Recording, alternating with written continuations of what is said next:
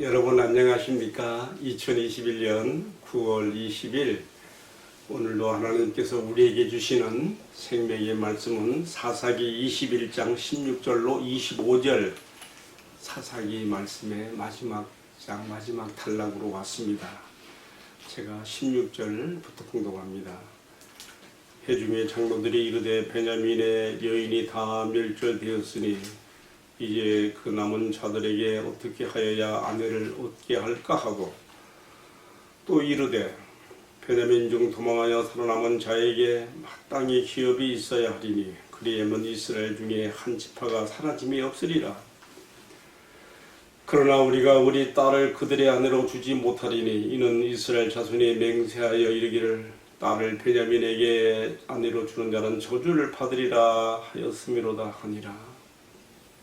자, 스스로 말의 올무에 지금 걸려서 이러지도 저러지도 못하는 이스라엘 11지파가 결국 임기응변식으로 택한 방법이 무엇인지 19절 이하에 잘 나와 있습니다. 19절 말씀 또 이르되 보라 베델 북쪽 르보나 남쪽 베델에서 세겜으로 올라가는 큰 길 동쪽 실로에 매년 여호와의 명절이 있도다 하고 베냐민 자손에게 명령하여 이르되 가서 포도원에 숨어 보다가 실로의 여자들이 춤을 추러 나오거든 너희는 포도원에서 나와서 실로의 딸 중에서 각각 하나를 붙들어 가지고 자기 아내로 삼아 베냐민 땅으로 돌아가라.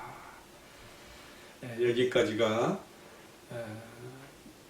임기응변의 처방을 제안하고 이제 모든 것을 결론 짓는 내용입니다. 자, 사사기 2장 마지막으로 25절에 그때에 이스라엘의 왕이 없으므로 사람이 각기 자기 소견에 좋은 대로 행하였더라. 아멘. 이렇게 말씀이 맞춰지고 있습니다. 저는 공동한 말씀에 근거하여 사사시대의 죄악을 반복하지 않는 길이라는 제목으로 말씀을 나누려고 합니다. 사사시대에 무지몽매했던 영적으로 무지하고 어두웠던 그 죄를 다시 답습하지고 반복하지 않기 위해서 어떻게 해야 될 것인가 오늘의 말씀에서 교훈을 삼습니다. 자, 오늘의 말씀 앞서 말씀드린 것처럼 사사기 마지막 장 마지막 단원으로 들어왔습니다. 이스라엘 11지파에게 무모하게 덤벼든 베냐민 한 지파는 거의 괴멸 상태로 갔습니다. 겨우 600명만 남아서 광야 림몬 바위 각각의 동굴에 숨어서 넉 달을 보내게 되지요. 그런데 그들을 뒤늦게 후회하는 이스라엘 장로들의 마음이 이제 어떻게 나왔습니까? 하나님께서 우리에게 정해주신 12지파인데 한 지파가 없어지면 안 되겠다. 그래서 어떻게 합니까? 600명 남은 베냐민의 자손들을 위해서 아내를 맺어줘서 그 지파를 존속시켜야 되는 것이죠. 근데 그렇게 하려고 하니까 없는 거예요. 베냐민 지파 안에 모든 사람이 다 죽었어요. 여자들도 다 죽었어요. 아이들도 다 죽었어요. 너무 끔찍해요. 이 생각하면요. 그렇다고 해서 자기들의 딸들을 줄 수도 없어요. 왜냐하면 그들이 맹세하기를 우리들의 딸들을 베냐민 지파에게 주는 자는 저주를 받을 것이라고 하는 맹세를 스스로 했거든요. 자기들의 지금 말의 의무에 걸렸기 때문에 이러지도 저러지도 못하고 생각해낸 두 번째 방법이 뭡니까? 앞서 나온 말씀이에요. 자기들이 또 두 번째 맹세하기를 무슨 맹세했습니까? 이 미스바 총회에 나오지 않는 자는 다 죽을 것이라 했거든요. 그 사람 총회에 나오지 않은 그 지파 그 족에 속한 사람들은 다 죽을 것이다. 그리고 그들은 총회에 나오지 않았으므로 이 맹세에 관련되지도 않거든요. 그러니까 딱 명분이 생긴 것이죠. 그래서 점검을 해보니까 야베스 길라 사람들이 그 총회에 나오지 않았거든요. 그래서 또 이제 또다시 악순환이 반복되는 거예요. 큰 용사 1만 2천 명을 보내서 야베스 길라 사람들을 다 죽이고 남자와 자본 적이 없는 처녀들만 데려왔는데 그게 400명이란 말이에요. 나머지 200명은 어떻게 그럼 해결할 것인가? 바로 오늘의 본문의 말씀에서 그 해결책으로 이스라엘의 장로들이 임기응변식으로 처방을 내려주는 방법이 뭡니까? 너희가 실로에서 해마다 여호와의 절기를 지키게 되는데 그때 포도원에 숨어 있다가 춤추러 나오는 이스라엘의 실로의 딸들 가운데 하나씩 잡아다가 인신납치지요. 너희가 아내로 삼아서 살아라. 이 처방을 주는 것이요. 혹시 그들의 오빠나 아버지나 그 가족들이 여기에서 항의에 들어오면 우리를 좀 제발 좀 사정을 봐주다고. 그리고 이것은 너희들이 자유로 너희 딸을 준 것이 아니기 때문에 너희들의 저주성 맹세에는 관련이 없다고 이렇게 무마시켜서 해결을 보도록 그렇게 했던 것이죠. 여러분, 하나님의 말씀과 뜻하고는 전혀 상관없이 자기들이 함부로 경솔에게 맹세하고 또 맹세의 굴레에 갇히지 않기 위해서 또 자기들이 임기 땜질식 처방으로 이런 방안을 내어서 해결하는 이런 모습들을 지금 사사기 저자가 지금 말씀을 통해서 다 드러내고 있는 것입니다. 결론이 뭐예요? 오늘 말씀 마지막 절에 나오죠. 그때에는 이스라엘의 왕이 없으므로 사람들이 각기 자기 소견에 옳은 대로 행하였더라. 이 말씀 속에 그동안 누적되어 온 모든 사건, 사고들을 다 담아서 사사기 저자가 말하고 있는 것이죠. 여러분, 오늘 본문의 말씀에 나와 있는 이스라엘 장로들이 베냐민 지파에게 제안한 이 임기운병식 처방은요, 큰 무서운 죄예요. 포도원에 숨어 있다가 실로의 딸들을 납치해서 아내를 삼으라. 여러분, 신명기 24장 7절에 보게 되면요, 이것은 인신, 유괴, 인신 납치에 해당되는 죄가 되어서 사형이에요. 이런 무서운 죄들에 대해서는요, 전혀 마음에 말이죠, 매이는 부담되는 거 없고요. 자기들이 했던 맹세, 그 하나님 앞에 회개하고 잘못되었다고 우리가 잘못되었다고 회개하고 고치면 되거든요. 근데 그렇게 하지 않고 이것은 큰 죄로 생각하고 더 무섭고 큰 죄인 지금 인신, 유괴, 납치, 매매 이런 죄를 저지르고 있는 것이죠. 인신, 납치 죄를 저지르고 있는 것이죠. 저는요, 이 말씀을 묵상하는 가운데 어떻게 하면은 가장 좋은 해결 방법이 될 수 있었을까 생각해 보면서 그런 생각을 해봐요. 그냥 베냐민 지파 마지막 남은 600명에게 너희들 마음대로 원하는 대로 아내를 얻어서 살아서 지파를 존속시켜라 했으면 참 좋았을 거예요. 근데 이렇게 하려고 하니까 자기들이 했던 맹세가 걸린다 이 말이죠. 11지파가 자기 딸들을 베냐민에게 주면 저주를 받으라고 한 것 때문에 그게 걸리거든요. 그런데 사실은요, 하나님 앞에서 자기들의 이런 잘못된 이러한 무모한 맹서, 경솔했던 맹서를 회개하고 베냐민 지파 사람들에게 원하는 대로, 각자가 원하는 대로 아내를 얻어 살라겠다면 정말 좋았을 뻔했어요. 그렇게 했다면요, 제 생각인데요, 이스라엘 다른 지파들 가운데 서로 베냐민 지파에게 시집올라 했을 거예요. 딸들이. 왜요? 생각해 보세요. 베냐민 지파가 분배를 받은 기업의 땅이 얼마나 참 좋고 크고 넓습니까?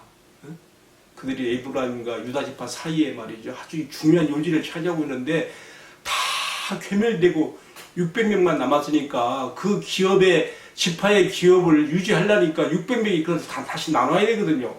전부 다 땅 부자가 되는 거예요. 얼마나 큰 기업들을 가지겠어요. 다른 지파 사람들이요, 자기 딸들을 서로 줄라 했을 거예요. 그러나 그렇게 하지 못했습니다. 이렇게 하지 않고 자기들의 하나님께서 죽일 죄로 생각하지 않는 자신들의 헛된 맹세에 대해서 회개하고 가르쳤으면 됐는데 그렇게 하지 않고 어떻게 했다는 거예요. 이 맹세의 굴레에 그들이 갇히지 않고서 야베스 길라 사람들을 또 다 죽이잖아요. 이것도 얼마나 큰 죄이고 악순환입니까? 저는 이러한 참 모순되고 잘못된 영적으로 무지하고 어리석은 일들이 기록된 이 말씀들을 통해서 하나님께서 사사기 저자의 가슴과 그의 글을 통하여 우리 하나님께서 자기 백성들을 바라보시는 안타까운 그의 마음을 이렇게 표시하셨다 생각합니다. 그리고 이러한 말씀을 거울로 삼아서 오고 오는 모든 후대의 하나님 백성들에게 너희가 나의 말을 떠나서 너희들의 좋은 대로 행할 때에 얼마나 영적으로 무지하고 잘못된 결과를 가져올 수 있는가를 깨달으라고 이 말씀을 주신 것으로 바라보게 됩니다. 자, 오늘의 말씀을 마치면서 한 가지 또 마음에 다 걸리는 게 있어요. 뭐냐면요, 당시에 이스라엘에 이렇게 정말 현명한 하나님의 뜻을 분별하고 제시할 수 있는 어른들이, 정말 어른 중에 어른, 지도자 중에 지도자로서 다스릴 만한 사람이 하나도 없었던가? 그 당시 대제사장이 누굽니까? 아론의 손자이며 엘르아살의 아들인 비느하스예요. 비느하스가 누굽니까? 민수기 25장에서요. 이스라엘의 출애굽 여정에서 모압에 이르러 모압 여인들과 음행하며 그들의 신전 제사에 참여하여 큰 죄를 범하고 하나님의 진노가 막 이스라엘에 내렸을 때 바로 이 진노를 가라막고 하나님의 질투심과 하나님의 열심으로 창을 던져서 이 음행죄의 주모자를 죽였던 바로 그 비느하스 아닙니까? 그 비느하스가 지금 대제사장이에요. 그의 그 예민하고 하나님께 대해 열심히 끌어올랐고 하나님의 질투심이 폭박 차올랐던 그의 열심과 그의 질투심과 그 영적 민감성이 다 어디로 간 거예요? 어디 그뿐입니까? 이스라엘이 느비딤에 이르렀을 때에 아말렉과 전투를 하게 되죠. 그때 이스라엘 군사들의 사기를 돋우며 나팔을 불었던 자가, 시로를 불렀던 자가 누굽니까? 바로 비느하스예요. 그러나 오늘의 말씀에 보면 이스라엘이 저지르고 있는 이 영적으로 우매하고 무지한 모든 잘못된 행태 가운데서 비느하스는 침묵하고 있습니다.